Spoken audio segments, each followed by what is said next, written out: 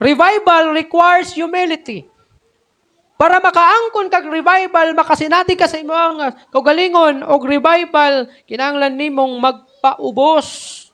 2 Chronicles 7:14 unsay gingon? Og kon ang akong katawhan nga akong tinawag budangop kanako sa akong pagpaubos o sa dakong pagpaubos ug bubiya sa ilang sala, patalanghugan ko gayud sila og pasayloon sa ilang mga sala og ibalik ko ang gadagaya sa ilang nasod. Nalamay isa nga verse kung sa country nato siya gamiton. Kasi ingon niya diri kung ang akong katawhan nga akong tinawag, which is kita ni mga group of believers, ingon niya, mudangop kanako sa dakong pagpaubos ug mubiya sa ilang sala. Unsay buhaton? Patalinghugan ko gayon sila og pasayloon sa ilang mga sala. Dunay kondisyon.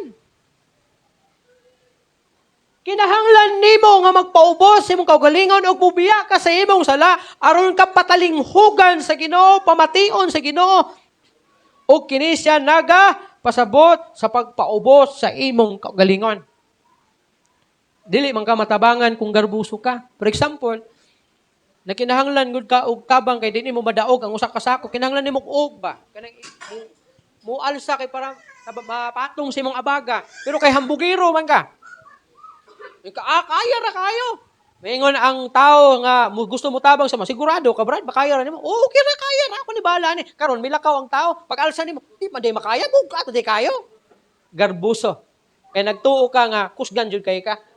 Ang pagpataas sa kugalingon ug ang dili pag-surrender diha sa Ginoo ug pag-surrender sa sala diha sa Ginoo nagpakita sa imong pagkagarbuso. God's prescription for revival begins with humility. Mao na ang prescription sa Ginoo. Kung gusto kag revival, kinahanglan nimong magpaubos imong kaugalingon because pride keeps us from admitting our failures. Kaya nga itong una-huna, wala man ko sala na himo. Maayo man kong tao. Di mo admit na kita adunay kapakyasan. Yan nahimo. And that is pride. Garbo.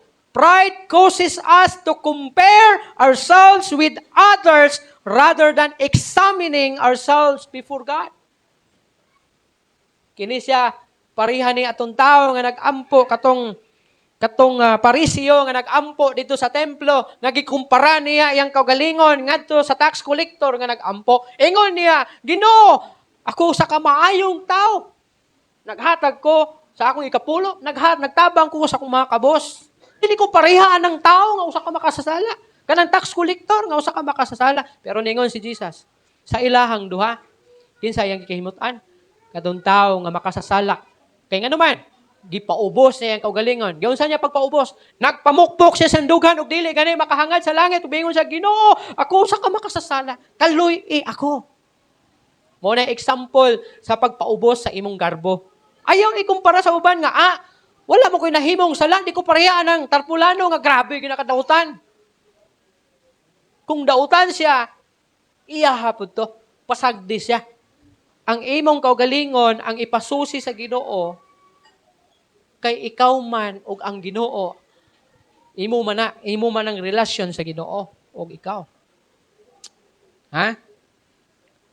Humility, timan ang pagpaubos sa kaugalingon nagaila sa atong kaluyahon. Humility acknowledges our weakness, ang atong kaluya, our dependence on God. Ginaila nato nga wala tay mahimo o gawas lamang sa pagsalig sa Ginoo. Our need of grace nga nagkinahanglan kita og kaluoy sa Ginoo.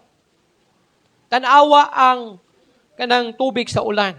Ang tubig sa ulan, panahon nga muulan, di gina musaka dito sa bukid. Kita mo ulan nga bundak sa ulan, musaka ang tubig padog bakilit.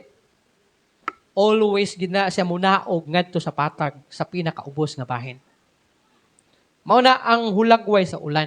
Mao na ang mahitabo panahon nga muulan. Likewise, sama usab ni ana nga ang panalangin sa Ginoo kasagaran mo dagayday kini ni adtong mga mapainubsanon nga kasing-kasing.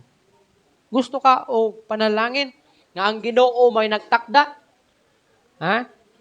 Pagpaubos, ipaubos ang imong kasing-kasing nga nagkinahanglan kag tabang sa Ginoo.